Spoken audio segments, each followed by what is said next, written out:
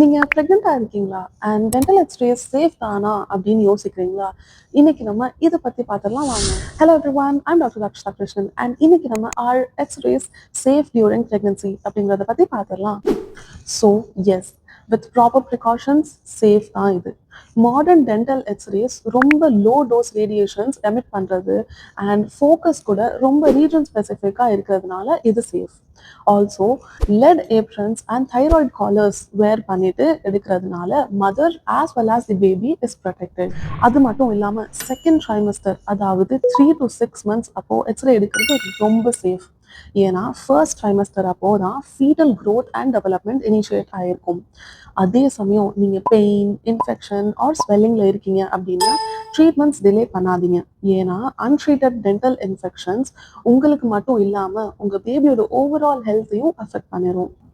Deep cavities, come diseases இதெல்லாம் pregnancy அப்போ ரொம்ப காம்ப்ளிகேஷன்ஸ் கொடுக்கும். ஸோ உங்கள் டென்டிஸ்ட் கிட்ட நீங்கள் ப்ரெக்னென்ட்ங்கிற விஷயத்த சொல்லி கன்சல்ட் பண்ணிக்கோங்க. ஏன்னா டைம்லி டயக்னோசிஸ் அண்ட் ட்ரீட்மெண்ட் ரொம்ப முக்கியம்.